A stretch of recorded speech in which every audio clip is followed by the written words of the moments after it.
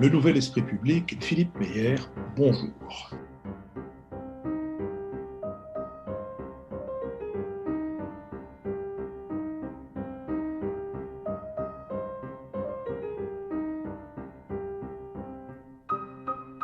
Bonjour, merci de nous avoir rejoints. Nous faisons donc un nouveau tour d'horizon des différents pays dans lesquels nous avons des auditeurs qui ont contribué entre le mois de mars et le mois de septembre à nous faire connaître ce qui se passait dans leur pays du point de vue de la santé, mais aussi du point de vue économique, politique, etc.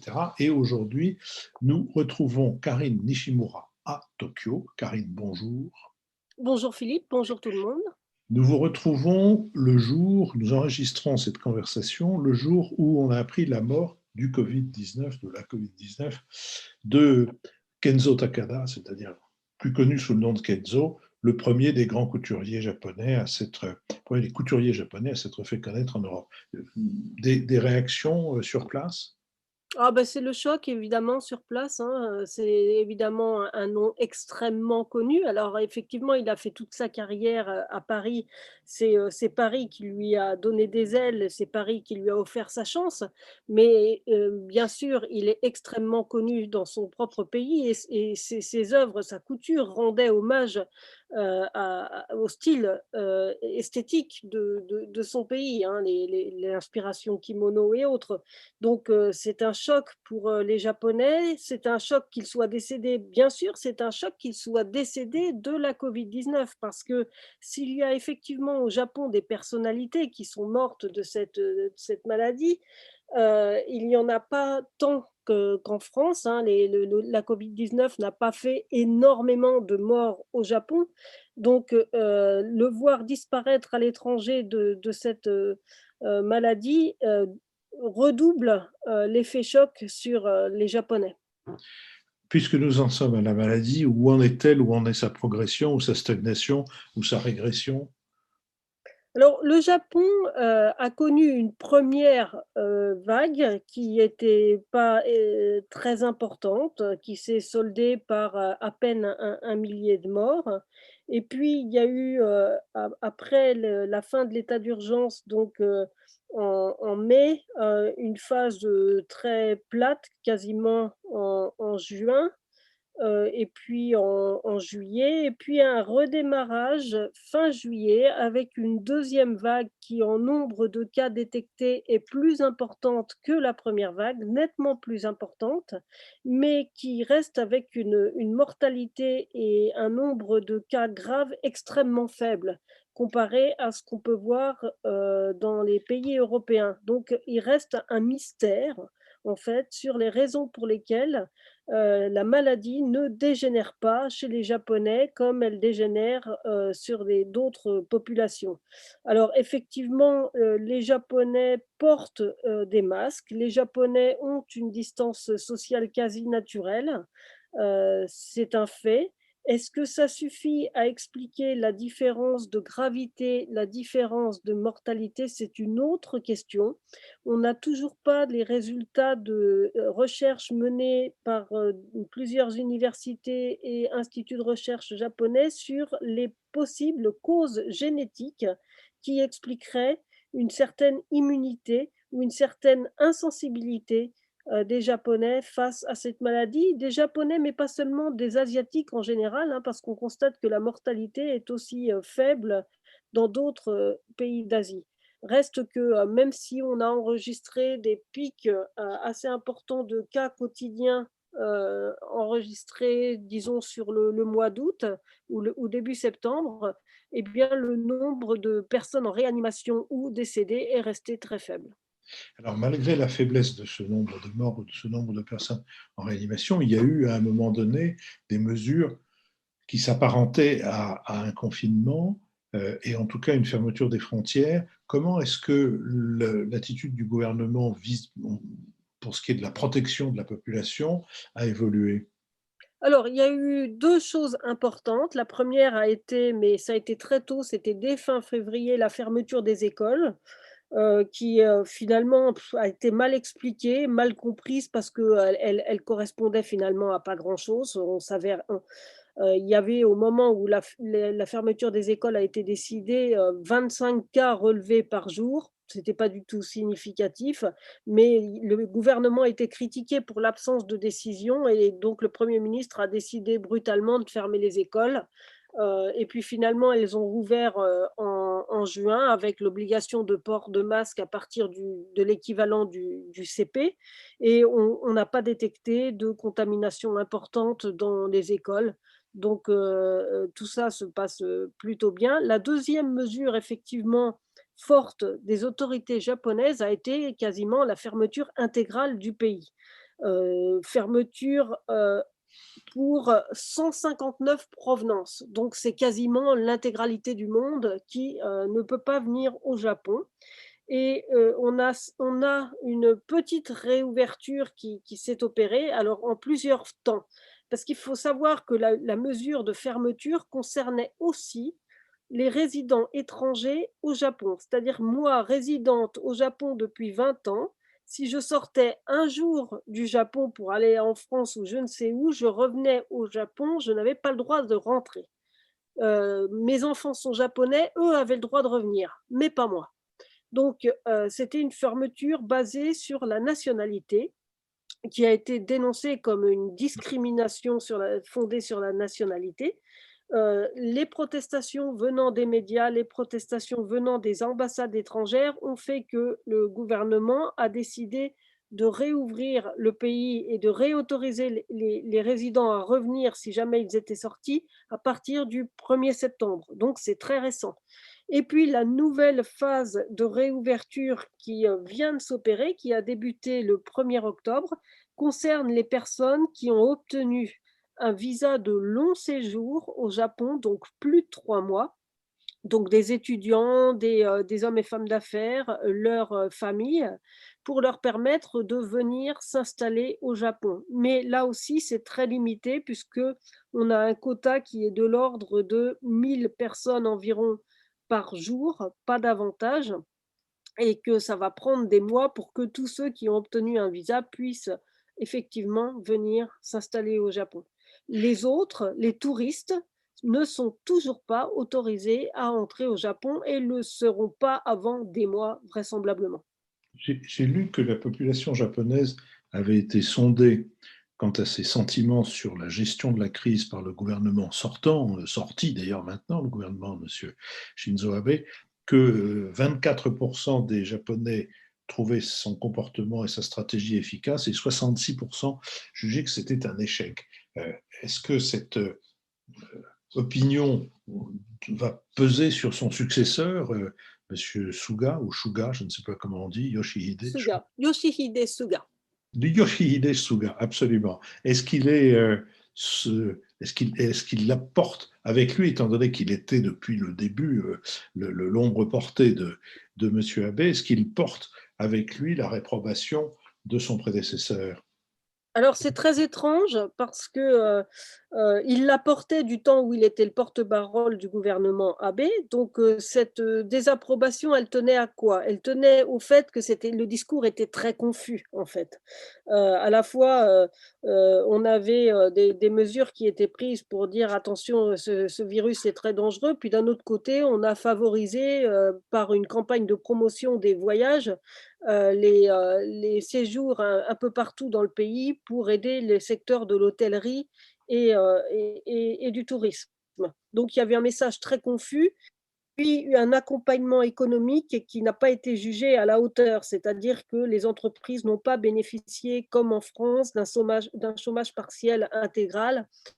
Les magasins ont été dédommagés, mais de manière, très, très faible. Donc il y a eu, surtout une souffrance économique qui dure encore et qui touche des populations très diverses. On voit une augmentation, par exemple, des suicides de jeunes femmes qui est sans précédent et qu'on relie, à cette crise, Covid-19 dont on va en payer des conséquences sociales énormes. Mais paradoxalement, Suga, élu Premier ministre, bénéficie d'une cote de popularité de 70, qui est, je vous l'accorde, totalement inexplicable, puisqu'il a avec lui, vous le disiez, le bilan d'Abe, et que Abe a fini son mandat avec une cote de 30%, juste avant qu'il dise qu'il soit malade, puisqu'il a suffi qu'il dise qu'il soit malade pour reprendre 20%. Mais bon, ou 20 points de pourcentage. Mais Suga, là, part avec un niveau très élevé qui risque de retomber assez vite, hein, parce que on n'en a pas fini avec les conséquences de cette pandémie, même si sur le plan sanitaire, les Japonais s'en sortent bien, sur le plan économique, ils en souffrent énormément. Et la réponse à cette souffrance économique, elle n'est pas là. Donc, il bénéficie actuellement d'un état de grâce qui risque de ne pas durer tant qu'il n'aura pas pris des dispositions qui seront vraiment à la hauteur de l'enjeu. Comment est-ce que se manifeste sa différence avec son prédécesseur, s'il y a une différence? Alors, Abe était sans doute un petit peu plus fin dans la manière de s'y prendre avec les médias, notamment, dans sa capacité à répondre à des questions. Suga est un personnage très obscur qui cultive une espèce de politique de l'ombre consistant à s'attacher les faveurs de ceux qu'il aime bien et à rejeter les autres. Ça vaut pour les médias, ça vaut pour les journalistes, ça vaut pour, on vient de s'en rendre compte, les universitaires, les scientifiques. Donc il y a un personnage dont on est en train de découvrir la véritable nature, mais qui s'était déjà manifesté en fait dans le gouvernement Abe. C'est lui qui avait fait le ménage dans l'administration pour que tous ceux qui continuent à bénéficier de promotions soient des gens qui partagent pleinement la politique, l'avis du gouvernement. Et là, il étend cette politique à d'autres domaines et ça commence déjà, il est à peine arrivé, mais ça commence à poser problème, ça commence à faire scandale. Le comportement de Suga avec les médias, on le connaissait déjà, puisque même en tant que porte-parole du gouvernement, même en ayant fait plus de 3000 conférences de presse en l'espace de 8 ans, il n'a en gros jamais répondu aux questions. Donc, il continue de faire la même chose, mais ce monsieur se refuse à faire des vraies conférences de presse. Il organise des conférences de presse off the record, donc uniquement pour donner quelques informations sous main des journalistes, ou bien des interviews avec 3 journalistes qu'il a choisis et les autres sont juste là pour écouter mais n'ont pas le droit à la parole. Tout ça ne va pas durer très longtemps si les médias font vraiment leur travail au Japon. Est-ce que Suga a réussi à se défaire, ou plus exactement, à ne pas être contaminé par les affaires de corruption qui ont entaché la fin du règne de Shinzo Abe? Alors, bon, la raison pour laquelle Suga a été choisi par le parti, puisqu'effectivement il n'y a pas eu d'élection générale pour le désigner ou pour désigner son parti comme étant majoritaire à l'Assemblée, c'est uniquement le parti qui, par une élection interne très limitée, l'a désigné. Suga a été choisi parce que c'est parmi les candidats celui qui n'ira pas chercher les cadavres dans les placards, vu que c'est lui qui les y a mis. Donc, il s'arrange, il va continuer de s'arranger pour que toutes ces affaires restent enterrées, qu'on n'en parle pas et il le balaye d'un revers de main toute question, toute interrogation qui va sur ce terrain-là. Et c'est extrêmement difficile, en fait, de relancer, de remettre sur le tapis les affaires anciennes, parce qu'elles sont ignorées par le gouvernement et que ça ne peut pas avancer si, par exemple, il n'y a pas des enquêtes indépendantes et tout ça, malheureusement, ce n'est pas déclenché. Donc, il y a beaucoup de choses sur lesquelles on ne saura jamais si c'était vrai ou si c'était faux. Il faudrait une enquête indépendante, mais qui malheureusement n'aura pas lieu et la presse japonaise n'a pas cette capacité d'investigation que l'on peut voir dans les médias français. Les magazines l'ont un petit peu, mais dérivent assez vite sur le terrain du scandale et donc perdent en crédibilité sur ce plan-là. Donc c'est extrêmement difficile d'avoir une lumière exacte sur ce qui s'est passé dans le gouvernement Abe et qui effectivement a quand même nui à la fin de son règne de 8 ans. Ah, ça, c'est une chose un peu mystérieuse vue de très loin. Ce que vous venez de dire sur la presse, le fait que la presse quotidienne, vous avez dit la presse magazine s'y essaye, mais elle dérape, mais la presse quotidienne n'est pas la puissance nécessaire pour mettre à jour ses affaires et régler le compte de ceux qui se sont livrés à des corruptions assez massives, si j'ai bien lu. C'est-à-dire, le Nihon Asahi Shimbun, du temps où je m'intéressais de plus près à l'économie de la presse, c'était 14 millions d'exemplaires par jour, si je me souviens bien. Euh, C'est-à-dire ça représenterait le double. En France, le quotidien qui tire le plus, qui vend le plus, c'est Ouest France, qui tutoie le million d'exemplaires, mais ne le franchit pas complètement. Est-ce que cette puissance ne devrait pas permettre à la presse de venir au secours de la loi?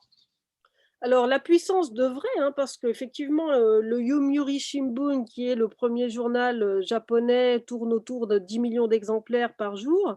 On doit avoir quelques 60 millions d'exemplaires de journaux quotidiens, tous journaux confondus, qui sortent, donc qui sont imprimés, tous les jours pour les éditions matinales. Il y a des éditions, l'après-midi aussi.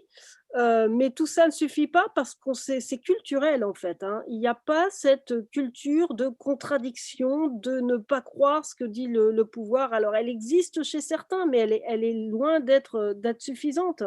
Ça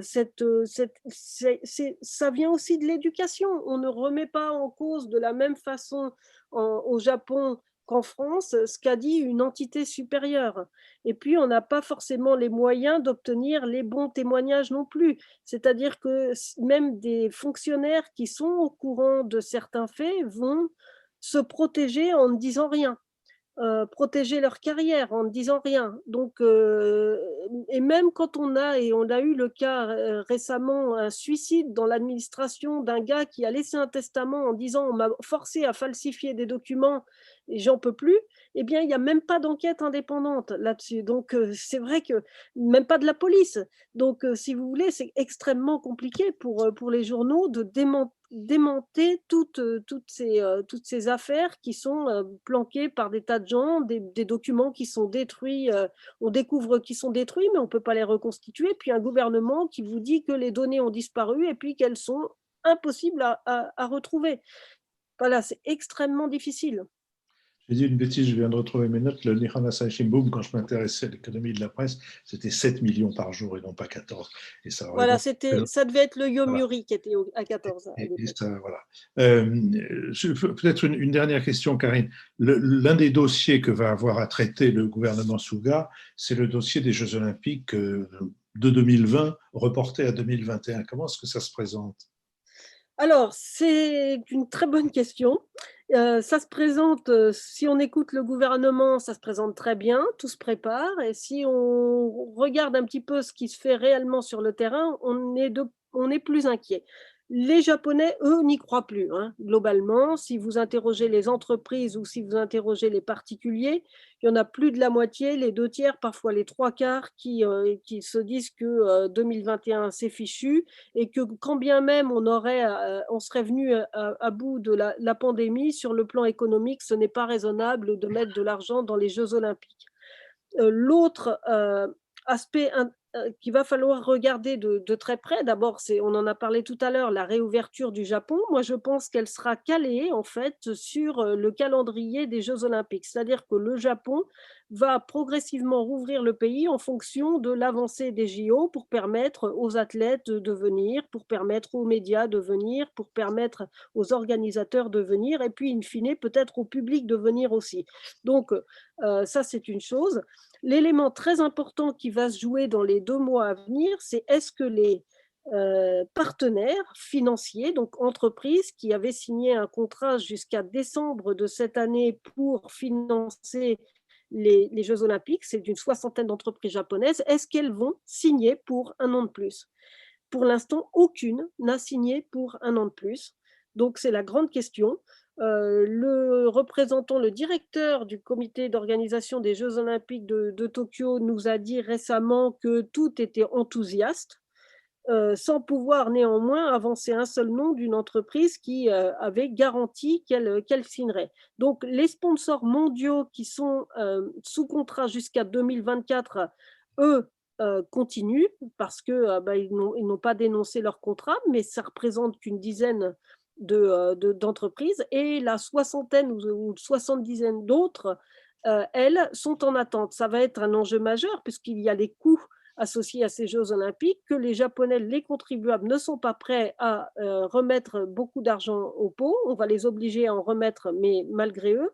Et donc, ça tient beaucoup à ce que vont décider les entreprises. Alors beaucoup, peut-être, vont agir par patriotisme, mais en se saignant aux 4 veines pour pouvoir remettre de l'argent dans la machine.